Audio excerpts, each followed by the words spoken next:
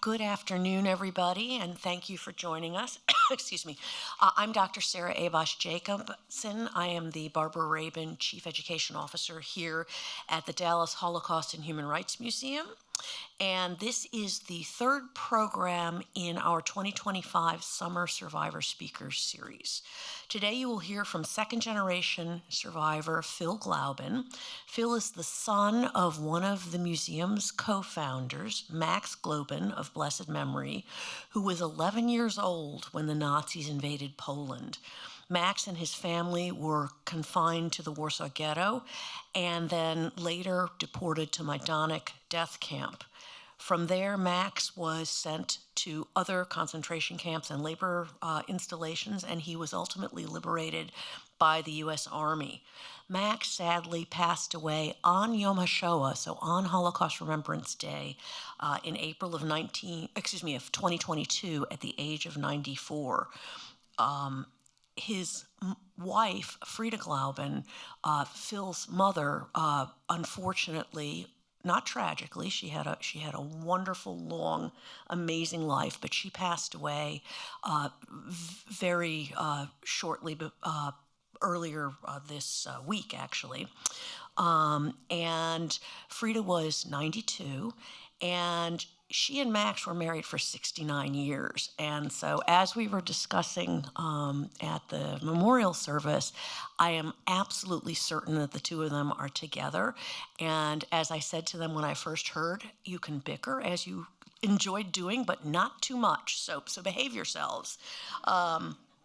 And Phil will share more about their relationship, I think, probably either in the talk today or in the questions and answers after the talk. And I just want you to know that knowing Frida and knowing Max was really a blessing for all of us here in the Dallas community and at the museum. Before we begin, I would like to thank our community partners for the Summer Survivor Speaker Series: Anti-Defamation League Texoma, ADL, Dallas After School, Green Hill School, Jewish Federation of Greater Dallas, Southwest Jewish Congress, Texas Holocaust, Genocide, and Anti-Semitism Advisory Commission, and the Legacy Senior Communities. We are very grateful for your support of the museum and our programs. I would also like to extend a special welcome to our board members, museum members, generations, and volunteers in the audience. We couldn't fulfill our mission without you. If you're interested in becoming a museum member or a volunteer, please visit our website at dhhrm.org. In just a moment, Phil will share his story with you. Then we will have time, as I said, for questions and answers.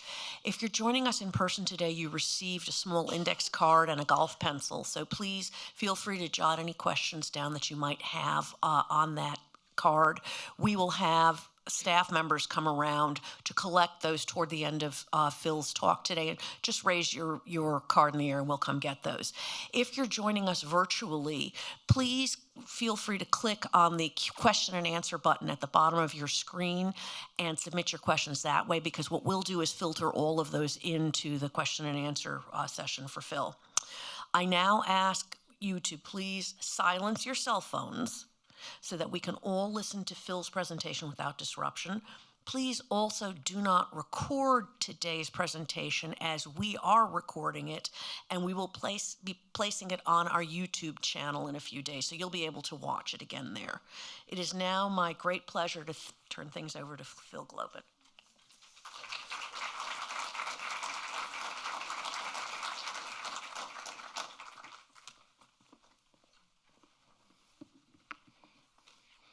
Good afternoon, everybody, and thank you so much for being here today to hear my dad's story. I want to point out at the beginning, as I always do, that I am not an historian. In fact, there were times that I prayed for a D in history class as opposed to the alternative. What I will do today is tell my dad's story as much as he told it, intertwined with some documented history. So the Holocaust, just to set the stage, was the systematic and state-sponsored murder of 6 million Jews from 1933 to 1945. I also point out that there were approximately 5 million others who were killed in the Holocaust as well for being less than. Those might have been Roma, Sinti, LGBT community members, those that had a physical or a mental challenge. So it was not just a Jewish event, it was an event that probably, not counting soldiers, killed about 11 million people. My dad, someone who survived the Holocaust, was considered a Holocaust survivor, and my dad was a survivor. I'm considered second generation. As you can see there on the second row, you'd see Majdanek, which was his Polish name. Max Glauben was my father. And because I am a direct descendant, I am considered a second generation. My children and my sister and brother's kids are considered third generation, and on down the line.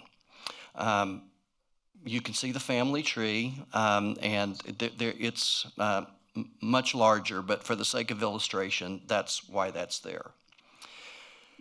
My dad was born January 14th, 1928, to a middle-class family in Warsaw, Poland. His father, Isaac, was a newspaper man and had a Yiddish newspaper called Das Jiddische Tagblatt.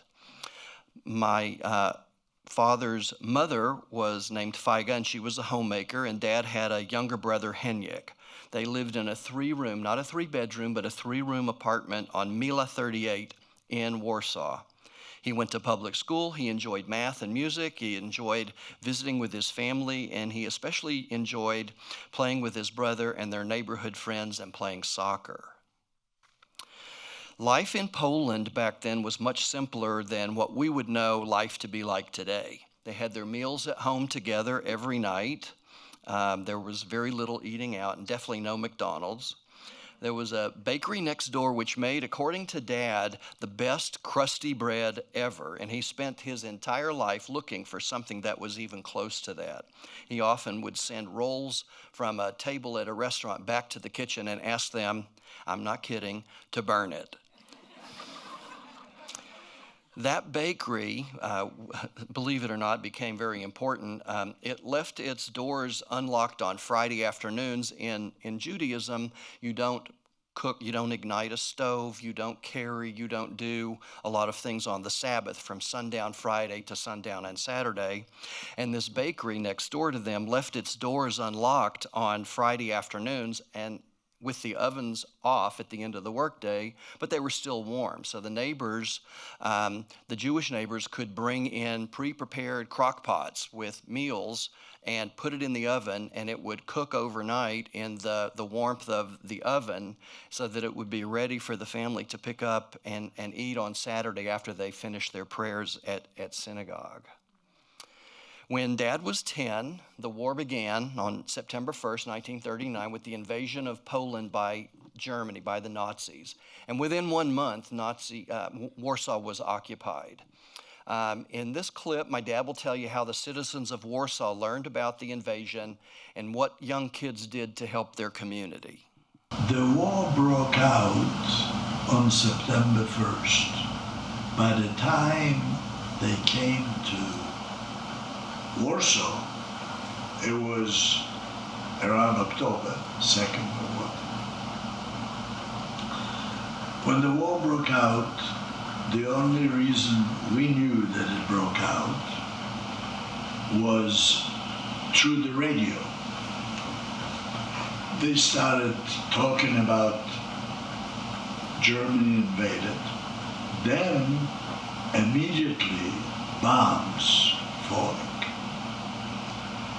We set up squads of youngsters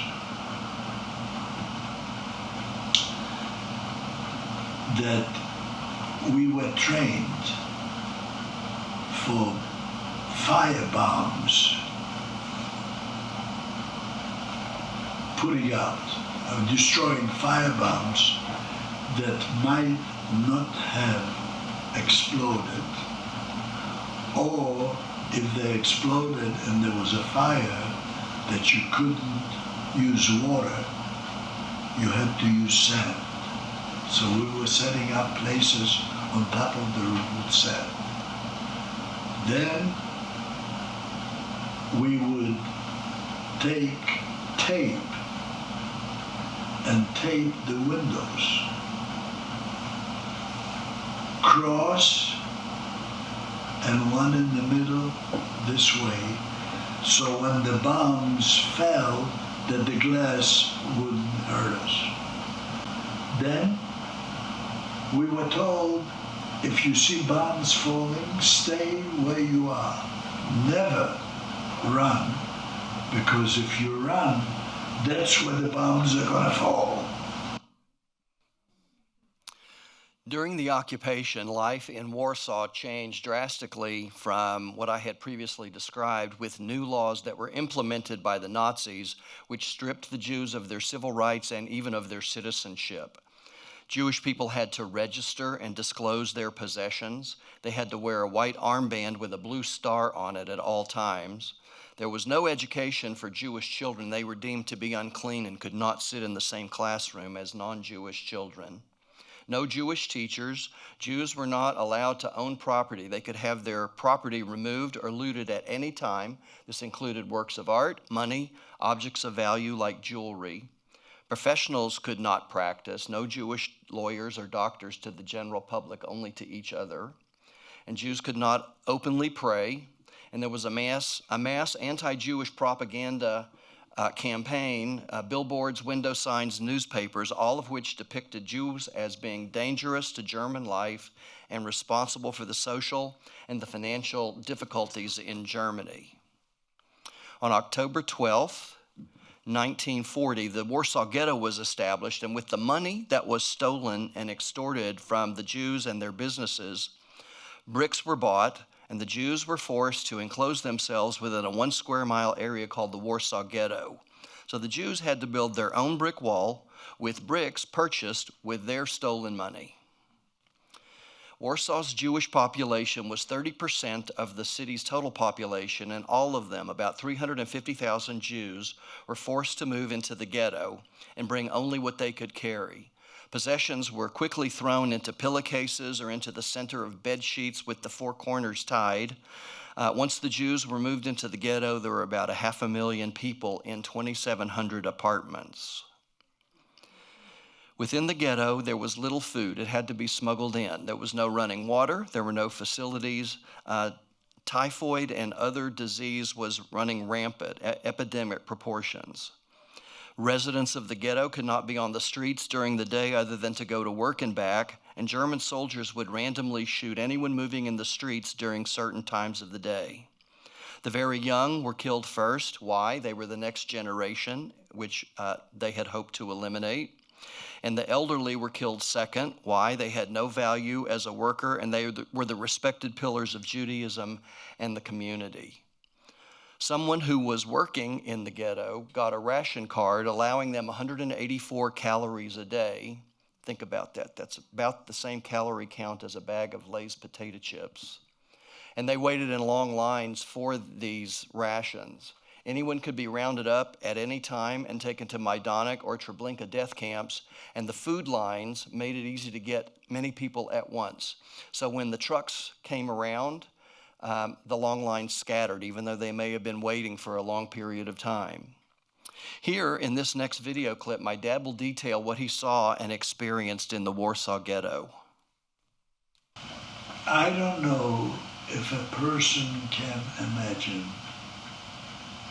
living in an apartment with clothing that is wore out in shreds, where somebody can only wash themselves with a piece of rag that might be wore out, all in the wintertime, heavenly, with some snow that you bring in and put in the bathtub, or in a sink that you close up because there's no running water, and maybe that's fresher than the water from the Wisla that they sometimes let you bring in.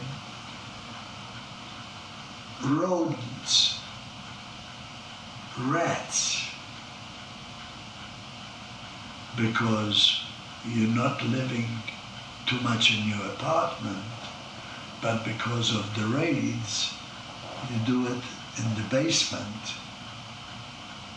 that you create as a hiding place. I don't know if you can describe a child and an elderly person that is not allowed to live because they are the victims and they are free game. And let's say they hide and the parents are being taken out, taken away to either Treblinka or Majdanek, and they don't have anybody to care for them. So they live in that apartment and they sit next to each other and they pick their lice out of their hair. And they see something that's moving and maybe they eat it. And then the people that they live in die and there aren't enough people or undertakers to take the bodies out to the street or to the cemetery. There were handmade cars to carry the bodies to the cemetery. The cemetery had a big grave in the front because there was no room or no equipment to dig graves. There were children lying on the street, skin and bones, because a sweet way to go was freeze by the elements in the wintertime, or die by the elements only.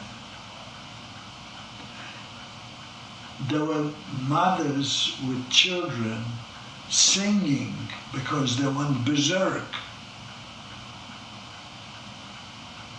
because of the treatment and the hunger that they were. There were people walking and saying why and praying, scenes that are unbelievable, because that's what happens when you live under these conditions. Kids became smugglers to bring food in hollowed out areas of carts. Day became night because it was easier to smuggle at night, and basements and cellars became bomb shelters. My father was one of the children who helped smuggle food and messages in and out of the ghetto, and here he is talking about what he did. That's how I got involved in the smuggling. They had a wagon and a brown, beautiful horse called Lalka, which was a down in Polish. And my father knew the owner, so he worked a little bit there. And a lot of us were messengers with a buy for the next shipment to be smuggled into the ghetto. Couldn't communicate, no telephones, or couldn't use the telephones, no way. So I would get an envelope, and I wouldn't know what was in the envelope. Could have been money, could have been an arrangement to buy something, and I would deliver this to a certain spot there. Now sometimes they had somebody that was watching and I couldn't do it, but most of the time I was able to manipulate something. And then I would go out on these trips. I can't tell you how many. Sometimes they used me, sometimes they didn't use me, and sometimes I ran across the gates with a long coat, and sometimes I went through the sewers, but it was done more for the unit that we lived in. Do you understand? Smuggling was a defined act of fighting against the Germans. That wasn't cowardly. We were saving lives.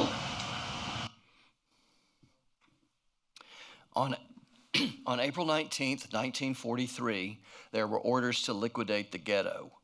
The ghetto inhabitants for 1 month until mid-May, with no real weapons, managed to keep the German forces out of the ghetto until they came in with napalm and flamethrowers. The only place to hide was in the basements, and dogs sniffed out those who were hiding there. Grenades were thrown in to force people out, and the Nazis used listening to devices to detect where people were hiding. Dad hid behind the oven in the bakery next door to his apartment, Full Circle, that same oven that had made the delicious crusty breads and cooked his neighbors' Sabbath meals. When people were found alive, they were stripped and searched, and they were taken to the Umschlagplatz, which was a temporary train station, and they were put on boxcars to either Majdanek or Treblinka. The Kapo, the German police, were told to send 500 people per day because the death camps could not process more than 250 people per day each. No boxcar left with fewer than 100 people in it, and Dad and his family were sent to Majdanek. The trip from Warsaw to Majdanek, which is normally a 2-hour trip by train, took 5 days because regular rail service stayed on schedule, and the Jewish boxcars were placed on side rails to allow regular trains to pass. In this clip, my father tells of the conditions he experienced during his deportation. So there's a lot of people, and you see some of the Jewish couples there and some Germans with guns and bayonets, and you are nobody, and you get mingled up, and I don't even know whether I know that my little brother was with me, but I don't know where he was by the time we were loaded into the boxcar, because like you're going into a theater or you're coming out of a theater and you might be there with your spouse, and then somebody walks in right in the middle and they were pushing you in, and we were being loaded not on a platform but a 4x8 plywood with some 2x4s or 1x1s on there. So once you get on there and you do slide down, you don't go to the end, you can still climb up. And then the boxcars sometimes had rubbish on there, body parts, the clothing parts, and they might have taken 2 or 3 or 4 trips. They never washed them. The smell impregnated in the wood because there were no toilets on there, no water. That's what I described, you know. So we finally were pushed on there, and then the door locked from the outside. When they arrived at Majdanek, there was a 1.5 kilometer walk, about a mile from the train to the camp. Upon arrival at the camp, everyone went through selection. With the flick of the thumb, able-bodied men were sent one direction to a work camp, and women and children were sent the other directions to buildings that were marked Brausebad, or bathhouse, or disinfecting house, which helped prevent hysteria, that were written on the outside of what were gas chambers. Dad later learned that his mom and brother were both killed that day. This next video clip explains how his family got separated at Majdanek. So when they started selecting, they said women and children forward, and older men there were left. I was next to my father, and my mom, my little brother, and all my other relatives. So when they went ahead, I went with them. And my father grabbed my hand, stay with me. And I was pretty close to his sides, and the Germans allowed it. Then they put us into a portable building, and I don't remember how long I stood there. But overnight, that night, slept just on the floor. There were like sheds, portable buildings. They didn't have any toilets or food or anything. You just lay there, and we had clothing that was unbelievable and filled after 5 days of Anyways, then was either the next day or, to be true, I cannot, time does not mean anything, just light and dark, light and dark. And then we were taken on another boxcar and taken to Budzin. One day later, he and his father were sent to Budzin, which was a work camp in Poland. Just for sake of definition, there were death camps like Majdanek and Treblinka, Auschwitz II, Birkenau, and there were also work camps which were established next to industry that would take advantage of free prison labor for the war effort. These work camps were always adjacent to industrial efforts, and Budzin, where he went, had about 3,000 prisoners and was next to a Heinkel airplane factory. Upon arrival there, they were sent to a big room with overhead showers. Dad and the other prisoners were stripped, sprayed with lye soap, then rinsed with a big fire hose. There were deaths by trampling, there were deaths from the water pressure, and they were sent to the next room, sprayed with DDT, and given random clothing which seldom fit. My dad and his father were asked if they could read blueprints to make patterns for airplane parts, and although they didn't even know what a blueprint was, they said yes, which began his career as a pattern maker in several camps. Budzin was in the charge of Commander Fikes, who was very brutal. There was reveille every morning on the Appellplatz, or the central gathering place in the center of all the barracks. All the prisoners were counted and had to wait for Fikes to arrive and accept the count. They might be waiting in 0-degree weather for 2 or 3 hours until he decided to show up, and those who fell went directly into the dispensary, out the back door and into a ditch. We think of a dispensary as being a hospital. In this case, it was a way to identify those who were not going to be useful to work. Fikes would ride his white horse behind the prisoners, single out 1 or 2 to whip them to death, saying that bullets were too good. Dad became a pattern maker for Heinkel Airplane Factory, and they had to march in sections from the camp to the factory based on their assignment at Heinkel. You went to the outhouse on a schedule. You went back to camp for lunch on a schedule. Marching in cadence, singing, and failure to do that resulted in death. You ate 1 piece of bread a day and some soup of varying nutritional value based on what was available. He often described soup made from potato peels, potato skins. This is where my dad's father died, and I will let my dad tell you more about that. It was about 3 weeks into the camp when we went out on a Friday morning and came back in the evening, and they miscounted some people and stated that there were 3 people missing.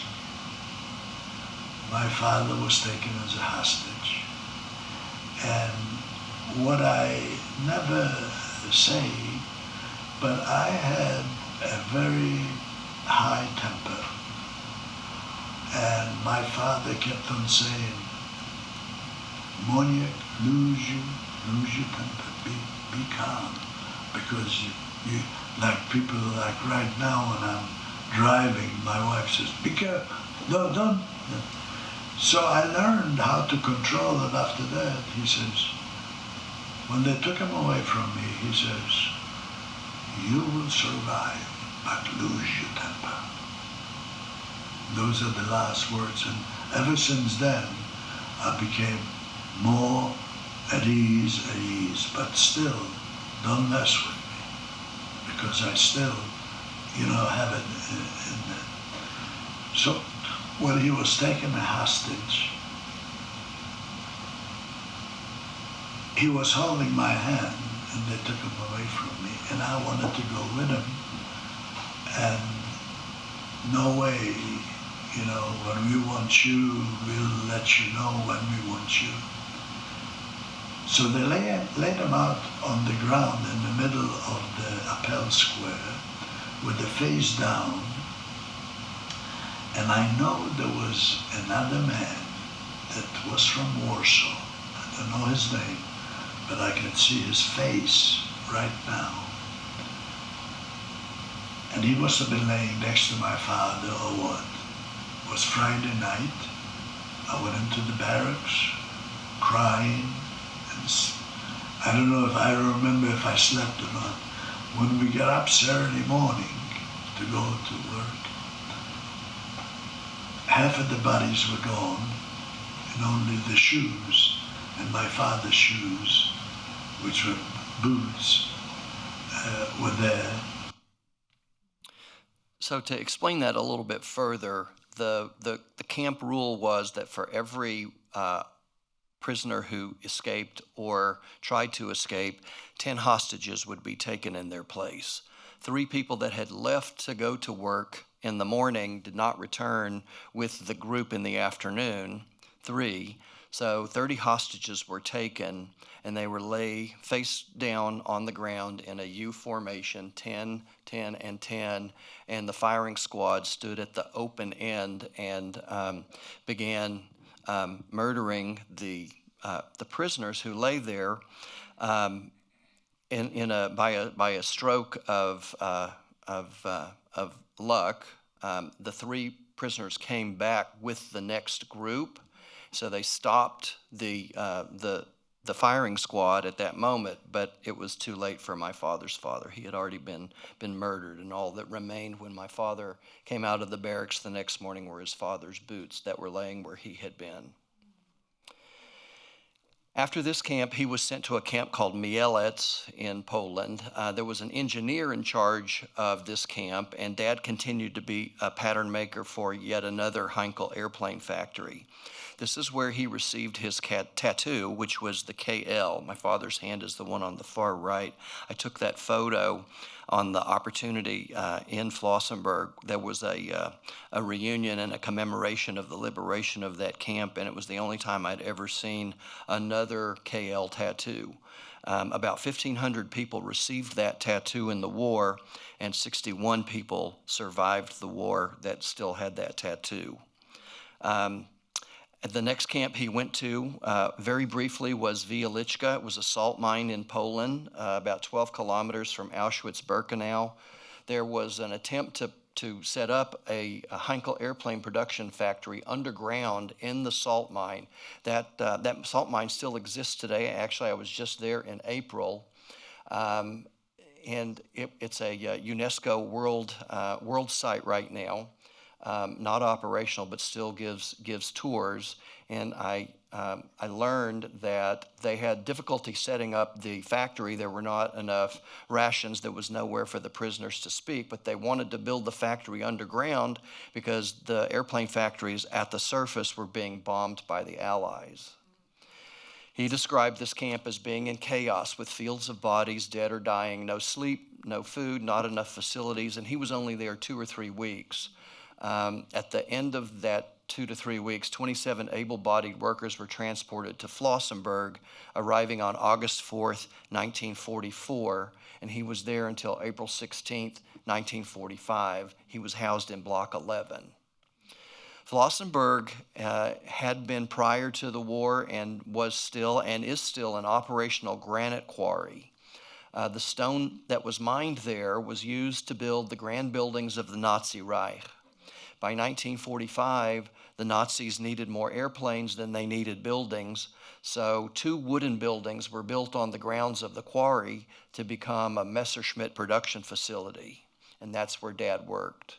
As the war ended, and due to the advancing Allied forces from the Northwest, the Nazis wanted to destroy any evidence of the treatment of the prisoners at the camp, and they began to move all the able-bodied prisoners towards Dachau on a series of what were called death marches. There was only one Jewish death march, and that began on April 16, 1945. I'll let you listen to my dad detailing the movement, the moment that their train was met by American planes. The train consisted of enough boxcars to hold about 2,400 Jewish people, guards in the doorway guarding us, 2 locomotives, one in the front and one in the back. The moment the train leaves, and I think they described it around Schwarzenfeld, Germany, the American fighter planes came and shut up the train parallel, disabled both locomotives, killed the Germans that were standing in the doorways, and they thought it was a train of German soldiers. I was kneeling down inside the boxcar, and I ended up with brains and body parts of human beings all over me. They took us out of the boxcar, all bloody. They put us on another train. That train leaves, come the British. They disable the two locomotives, then start diving down, and we see the Germans looking, and you see every fifth bullet is like a firecracker. It tells the pilot whether they're hitting the object or not. The Germans see them coming, they jump off, and of course we jump off. By the time we lay down on the ground, the pilots see who is really in the cars. They just kill a few of us, fire a few of the shots, and fly away. After the train was disabled, the death march continued on foot. The prisoners came to a hilly area in Stammsried. They were led to the top of the hill, and they were told by the German soldiers to stay there, and that they are surrounded by the soldiers below with rifles, and that if anyone tried to run down the hill to escape, they would be shot on sight. My dad will tell you about the moments leading up to the liberation and what the first experiences with American soldiers were like. So about 7 or 8 of us tested our legs after we heard a roar of engines back in the town. And what they did see that we could watch one machine gun, but we didn't know how many there were there. But we saw the Germans tearing off the SS insignias and tearing off some of the stripes to make the uniforms seem like no ranks and that they weren't who they were. And we saw them getting away, but we didn't know it was kind of far away and there was vegetation. So you can see movement and maybe something doing something, but like in between the thing. When we heard the roar, 7 or 8 of us decided that we are going to try to run through the machine guns, because singularly we would be dead ducks. So we tested, and then we started. So we ran back into the town. When we got to the bottom, it was American tanks. And then all the German windows were open, and people, white bed sheets, pillowcases out of the window, they were surrendering to the American soldiers. So they felt like if they stand out, nobody's going to kill them. They thought they're going to be killed. The prisoners were abandoned in the German countryside on April 21st, 1945. After 2 days of wandering, looking for a displaced persons, a DP camp, 2 days later, on April 23rd, they encountered 3rd U.S. Army, 90th Division, 179th Signal Repair Corps, which came down the road. Second Lieutenant Bessick told the small group, "You're not going to make it in a DP camp, and I'm not going to let you die." He adopted the small group and gave them U.S. Army uniforms, and they roamed with the Corps. Lieutenant Basic called them his helpers. The Corps took over an empty Neumayer Cable Works factory in Nuremberg, and he actually stayed with them for 2 years during which time he learned English, he bought his first car, he learned to cook for 600 German POWs and 200 Polish guards. 2 years later, in 1947, when the troops were sent elsewhere, he went to an orphanage called a Glosterhausen near Heidelberg, and while there he got to play soccer again. Someone from Children's Service asked him to help transport some orphaned babies to the United States, and although he was further down in line to come to the United States, his agreeing to transport those babies ensured his immediate passage, and he came to the United States mid-December 1947 with all those babies on a converted merchant marine ship, the USS Marine Flasher. He came to New York, where he lived in a boarding house in the Bronx. He didn't like New York, so he asked to move, and he went to Atlanta via Eastern Airlines plane and lived in a foster home. When he turned 18, he received his permanent visa, and he registered for the draft in 1948. He was drafted into the U.S. Army to Fort Hood, where he served from 1951 to 1953 on active duty. The experience he had cooking for 800 people per day while in Nuremberg served him well as he became a mess sergeant at Fort Hood. While in Fort Hood, he used to come to Dallas for R&R on the weekends with some of his soldier buddies, and he met my mom at a dance, and they were married June 14th, 1953. I was born a year later, followed by my sister 3 years later, and my brother 6 years after that. From their marriage and 3 kids, there are 7 grandkids and 5 great-grandkids. 4 of those are my grandkids, and my nephew just had, technically his wife, and he just had a 5th 3 months ago. Interestingly to me, especially, is that my son and his wife named their second son after my father, Max, which was quite a joyous time. So with barely a 4th grade education, he went on to build a very successful business. He was a beloved father, grandfather, and even great-grandfather, and he pledged to himself that he would tell his story to all who would listen so that an event like the Holocaust would not happen again. He helped found this museum, which tells the story of the Holocaust but also emphasizes human rights. He was awarded an honorary doctorate degree from SMU and was selected as the Dallas Morning News Texan of the Year in 2020. He saw his biography published in 2021 called The Upstander. He was selected by this museum to be filmed using holographic technology, and he has permanent residence in the Dimensions and Testimony exhibit up on the 2nd floor, where even past his death, he can answer about 2,000 questions in this museum's special theater.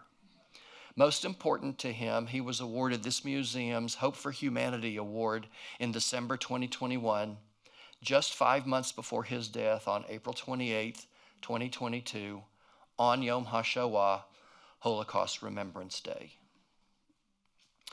Dad would never want you to feel pity for him after hearing his story. Instead, he would want you to learn some important lessons from it.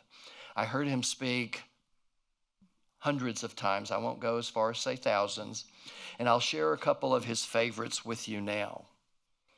He often said that God gave each of us the most powerful computer, our brain. We are ourselves in charge of programming our own. Program it for understanding, compassion, and doing good deeds was his lesson. A few years ago, he was at Auschwitz on an educational trip, and he saw several German shepherds guiding vision-impaired visitors.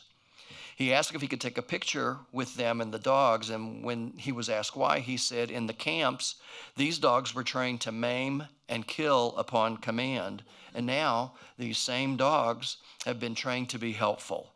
He thought that people could be similarly educated. Another is at Majdanek in the back. You see here a mausoleum that sits at the back of the remains of Majdanek concentration camp. That's an open air. You don't see them, but there are steps leading up that whole bottom area. And when you get to the top, the top part is a domed ceiling which covers a mound of 17 tons of ashes, bones, teeth, and ashes. And he called this the mound of lost opportunity. In these and other ashes from the Holocaust, who might have cured cancer? Who might have written the great novel? Who might have solved the problem of homelessness or mental illness? We will never realize the potential that rests there. It doesn't seem enough to tell Dad's story without thinking about why it's important to tell his story 80 years after the war ended. Dad would say it's because the Holocaust could happen again. For me, the stories serve as a reminder of how cruel and uncaring one person can be to another given the right circumstances, and how each of us needs to actively confront hate or prejudice when we see it. Dad's is one of millions of stories of those who endured World War II in some way. Each story is different. Some had better outcomes than others. All of the things that I described happened to Dad and his family for one reason. They were Jewish. They weren't criminals. They were Jewish.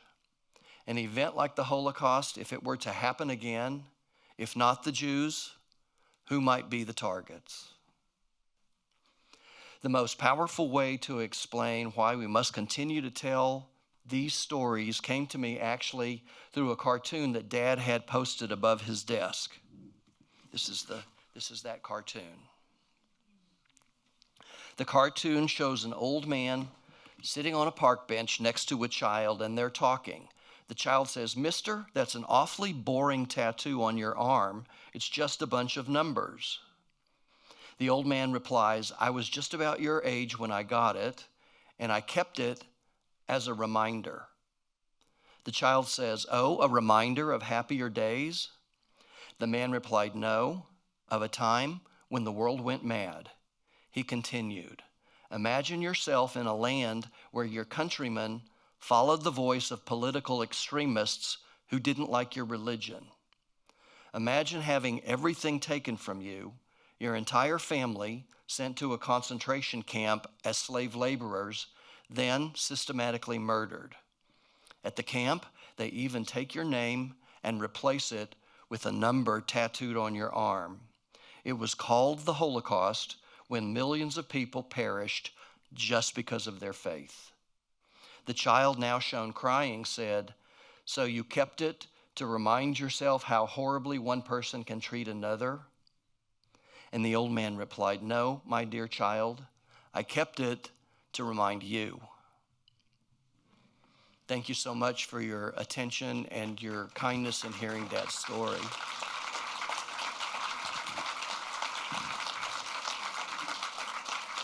Thank you, Phil. If you have questions that you would like to ask, please just raise the index card. We have staff who'll go through.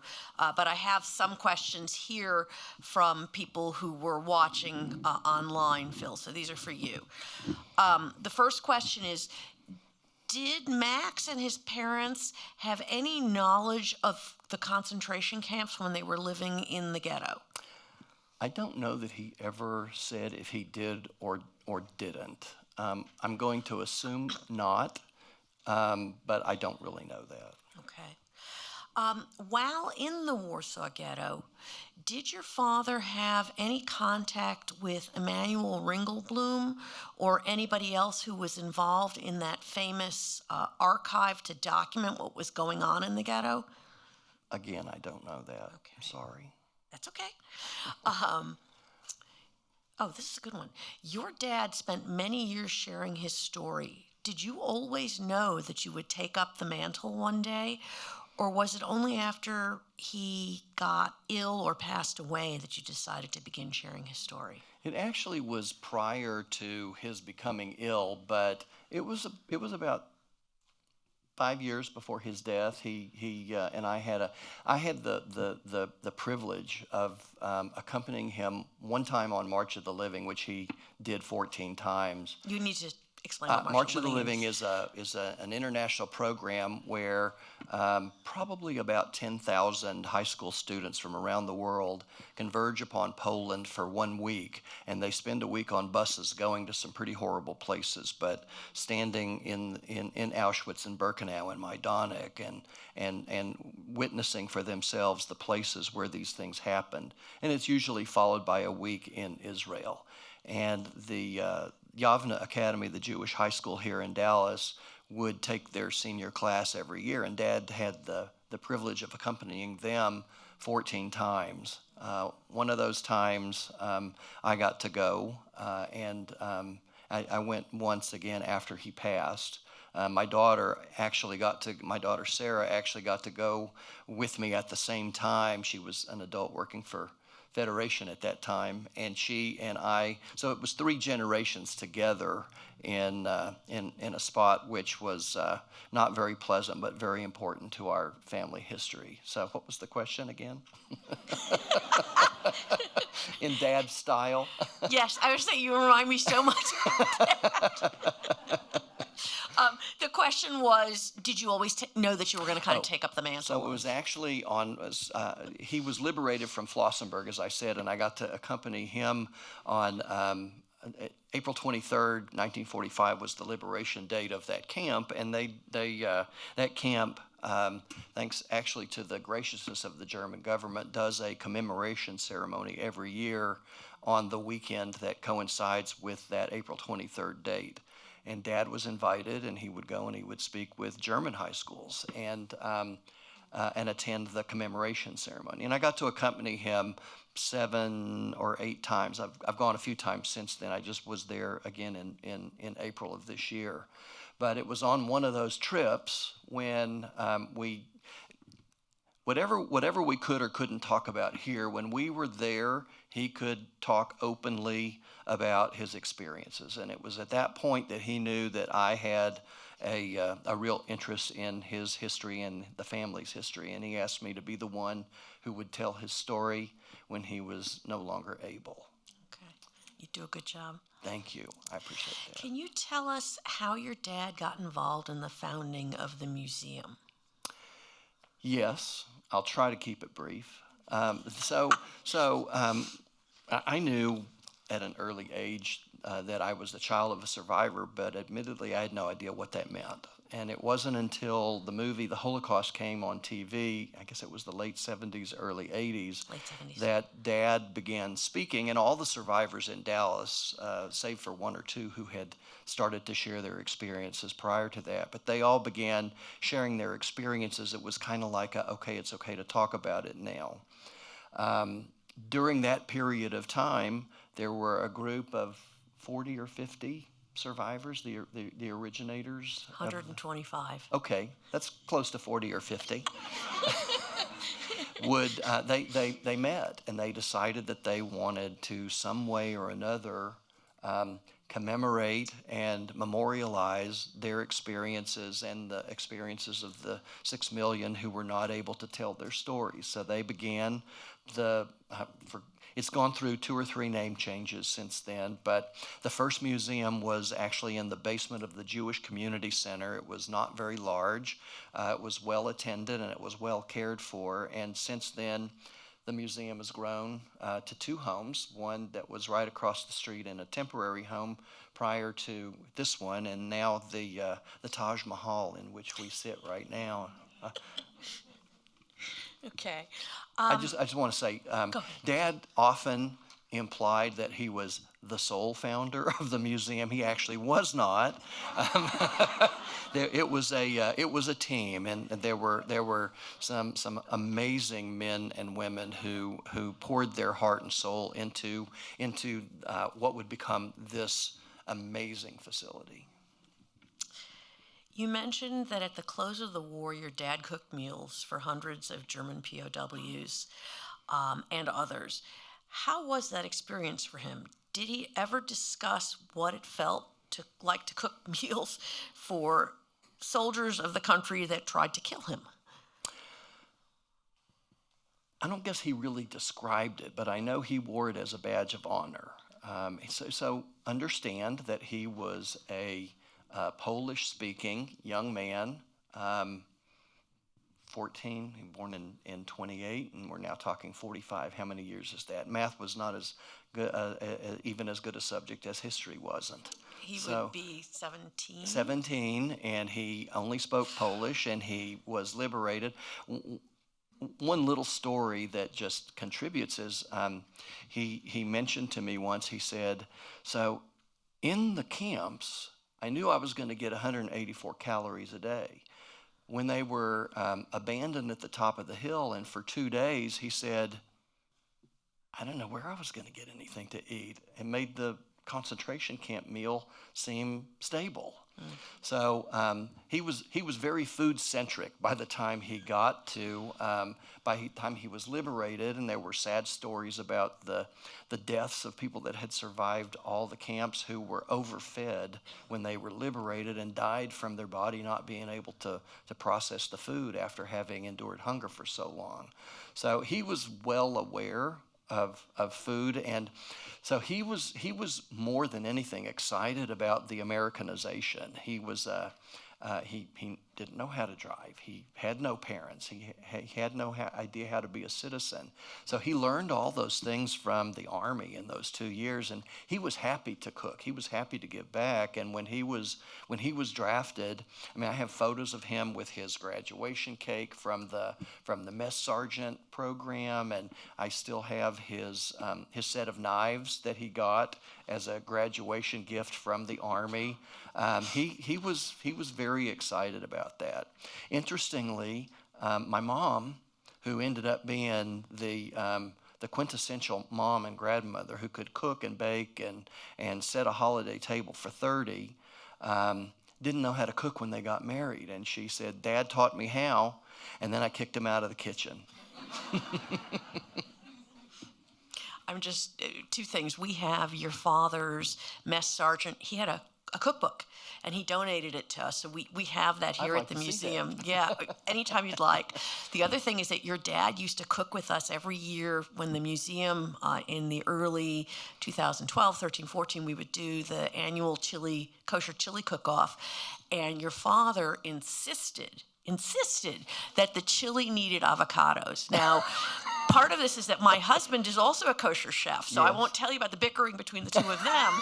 But I'm aware. Max was the one, your dad was the one who, when they'd been stirring this 80 quart pot for hours, would take a spoonful, taste it, and he would look at us and say, a machaya. That means a life giver. And it was at that point that we could then serve the chili to the public. So I also remember he lived in the Preston Forest area, and Yeah. they have a homeowner's 4th of July hot dog hamburger cookout, and he always insisted on He was cooking the griller. for that. I remember until- this. Yep.